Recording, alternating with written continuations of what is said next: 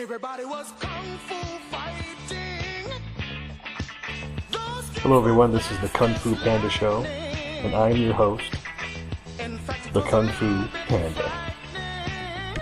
First, we're talking about the middleweight fight between Chris Weidman and Vitor Belfort. That's interesting for a couple of reasons, one of which is sort of the controversial nature of it. It's controversial because, of course, Vitor Belfort is on testosterone replacement therapy. He's 36 years old. He's given up 7 years, 4 inches of reach. So the question is, is this fight a fair fight? I think it's not going to matter. I think that Vitor Belfort could double his dosage of testosterone. It's not going to save him.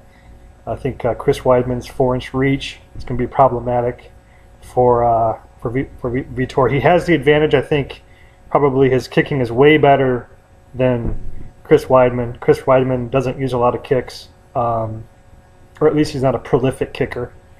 Doesn't need to use a lot of kicks because he's got so much power. He's got the takedown. His top game is awesome. I think we saw it against Anderson Silva. I don't think Vitor has the spinning back kick. I think Weidman will be ready for that. I don't see this going beyond three rounds. I think Weidman will actually finish him. And hopefully we'll see Weidman go up against people that are not a lot older than him. I think he has, fighting Anderson Silva toward the end of Anderson Silva's career. That's an impressive win.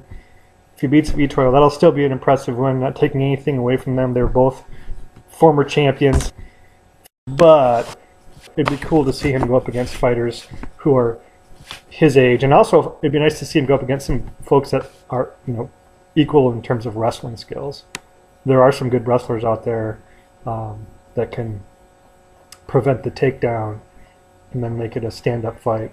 Those would be fun fights to watch. I also want to talk about fights that just occurred. You have Alistair Overeem versus Frank Mir. A lot of people thought that was going to be a fight to see.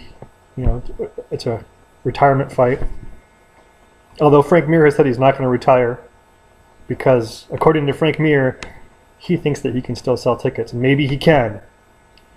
But I don't know how many people are going to want to pay to see Frank Mir lose, in another division, another organization. Now, maybe he can win. Maybe I'm being too harsh and he'll prove me wrong. I want him to prove me wrong. He has a great story. He had the motorcycle accident, overcame that, became the champion. He actually beat Brock Lesnar before Brock Lesnar had the diverticulitis. So it was fun to watch him. Frank Mir is one of those guys I don't actually enjoy watching him get beat up. On the other hand, Alistair Overeem, who has probably one of the best names in MMA, that sounds like a fighter. The walking science project. If you ever wondered what would happen if you just injected everything into a horse and then ate it, or just into yourself. He claims it's tainted horse meat, and that's why he's as big as he is. It's kind of just fun to see a guy that big get beat up. Brock Lesnar falls in the same category. Even if you might even be a Brock Lesnar fan, it's kind of fun seeing him get knocked around the ring by guys smaller than him because he looks so imposing. It's almost like the bully beatdown. I'm not saying that they're bullies, but just people that are that big, that much bigger than their opponents. To see them get... And that's the interesting thing. I think they could keep Alistair Overeem. Even if he loses, it's going to always be fun to watch Alistair Overeem get his butt kicked. Brock Lesnar falls in the same category. Maybe not the main event, but it's always fun. I mean, think about the early days of the UFC. They had the sumo wrestlers who had no shot at winning. Even though they were fighting guys, hundreds of pounds lighter than them. And the question was just, how are they going to get beat? How are they going to get chopped down? And that by itself was entertaining. So, Brock Lesnar, Alistair Overeem, Czech Congo, those guys fall in the category just fun to watch them get beat. So whether they win or lose, it's just fun to see them in the ring. Other guys Frank Mir, people that have sort of good stories. You don't might even be cheering for them a little bit. You don't want to see those guys get beat up. They're usually smaller than their opponent. So there you go. Let's see what else on Miesha Tate versus Ronda Rousey. That was a pretty good fight. What is there left to say about women's MMA? I think it's kind of a beauty contest. Not that they're not talented. And I was skeptical of women's MMA until I watched the weigh-ins. They make the weigh-ins way more interesting. I mean, it's almost hilarious to compare the women when they come out to the men when they come out. I mean, the women are well dressed. I mean, the men, they could, they're just wearing what they would wear around in the living room. The women come out, Miesha Tate, she's got the zipping down her boots or whatever she's doing, and Ronda's got some nice shoes. I mean, there's a little flair going on there. Normally the weigh-ins are unbelievably boring, and so they actually bring some entertainment. In fact, I think they're more entertaining in that. I take that back. Miesha Tate Rousey was awfully good. There was a lot of punches. I thought Miesha Tate did a great job for being just completely outclassed in judo. It would be interesting to bring in the gold medalist. Let's bring in the gold medalist from the Olympics and have her go up against. I mean, Ronda Rousey finished second place. Why isn't the gold medalist fighting in the UFC? And she won several years ago. How about the current gold medalist? I mean, presumably they could defend her arm bars and even put her in an arm bar. So that's my thoughts on that. Another interesting fight coming up. See Johny Hendricks versus Robbie Lawler. That should be actually a pretty good fight. Only because Johny Hendricks actually likes to stand up. And the funny thing is, he could be like Ben Askren, take everybody down. He beat Ben Askren. They actually wrestled each other in high school. I'm going to show a clip of that. He defeated Ben Askren.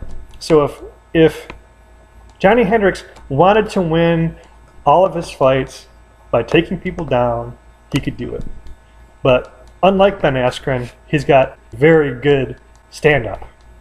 And so I think he's going to stand up. I don't know if that's good strategy because Lawler cannot beat Hendricks if Hendricks decides to take him down. So Hendricks could guarantee himself the championship if he simply takes him down for 5 rounds. If he does Chael Sonnen, 5 rounds of could lay on top of you. He could actually do some ground and pound, unlike Chael, who does not. I mean, who does like the sort of slap you in the face, hit you 272 times, and you feel like you just played badminton with somebody. I like Chael Sonnen. I think he's funny. Come on, his ground and pound is horrible. I mean, if Chael Sonnen could actually finish people from the top position, he'd be the champion. He's in top position for 5 rounds. Take that back, 6 rounds against Anderson Silva total. Because I think Hendricks is going to stand up, this is actually a toss-up fight. I think it's a toss-up fight. I'm going to give it to Hendricks only because I think he's got a little bit more power. But I think a smart fight would be to just simply take down Robbie Lawler, wear him down for maybe 3 rounds, and then in the 4th and 5th round stand up to reduce his chance of getting knocked out by Lawler. But Lawler, I wouldn't be surprised if actually Lawler got a knockout, and there could be a rematch. But I think over the long term, Hendricks is going to be champion. And then you've got GSP, who's saying that part of the reason why he left is because he wanted them to do the VADA, and then whatever, The more that George St. Pierre talks about drug testing, the more I wonder if he's on them, or he was on them. He seems really anxious to talk about it. I mean, if you were never taking steroids, why would you even care? You're innocent. You just laugh it off. He protests a little bit too much. So it makes me wonder. So I think there'll be a rematch at some point between him. This is assuming Hendricks wins. Again, good odds. 50-50, he doesn't win this fight. I think it'll be interesting to see that rematch. Although we'll see GSP coming off a long layoff if he's the same fighter. Another fighter I want to talk about, mentioned earlier, Ben Askren, who's not in the UFC. He's going to be in ONE FC. I wish Ben Askren were in the UFC, only because I would like to see him and Johny Hendricks go at it. That was a really good wrestling match they had in high school. I mean, it was almost even. So it would be, and Ben Askren's jiu-jitsu is pretty good. I think that would actually be a pretty interesting fight. It'd be interesting to see Ben Askren forced into a stand-up fight. That would be fascinating. But unfortunately, he's in the ONE FC. We're not going to get to see him for at least a year or two fight in the UFC. He's been wrestling in Agon. He almost lost to somebody I've never even heard of, who's probably an awesome wrestler. I just don't know all their names. Out in Wisconsin, they went into overtime. So Ben Askren does almost, looks like he's got a chink in his armor there. If you can get your wrestling up to a high level, maybe you can take out Ben Askren. And another person I'd like to see Ben Askren go up against in Agon, and I'm not sure why this hasn't happened. I mean, we have Ben Askren going up against people who, you know, a lot of us have never heard of. Although obviously Quentin Wright's famous because he was just a wrestler. Who I'd like to see him go up against is oh man, I can't even think of his name. He trains with Johny Hendricks. Come on, brain. Blonde, long hair. He had long hair. Cut his hair off. Oh, what is his name? This is what happens when you get old. You can see people's faces, but you just can't. This is even worse in real life. Like, they're in your face, and they're like, they know your name, and then you're like, oh yeah, it's good to see you, person whose name I can't remember. How you been? Yeah. Oh yeah, we went to high school together. Oh, I was your best friend. Oh, I was your best friend, really? What is your name again? I know we were really good. We used to hang out all the time. And Jake Rosholt. That's the person's name, whose brother is still fighting. Like, why isn't Jake Rosholt fighting Ben Askren in Agon? Jake Rosholt is a 3-time NCAA champion.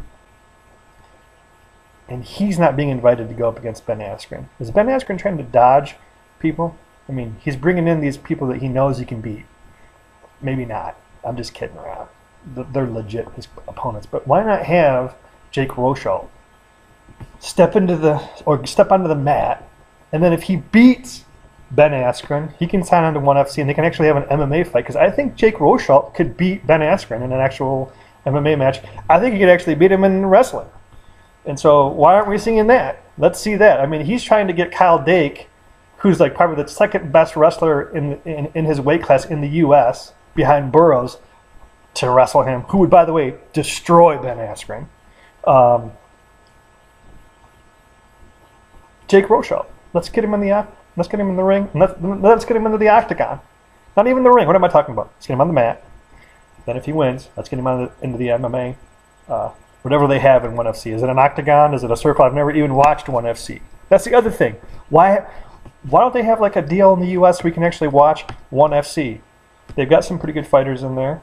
I know it's an Asian sort of organization or whatever. Why don't they have a deal in the U.S.? Can somebody please, anybody who's watching, who works for HBO, Showtime, I don't know, the Children's Network, let's get a ONE FC contract so we can actually start watching this stuff. Anyway, the Super Bowl's on. I need to go watch that. I'm out. Ciao.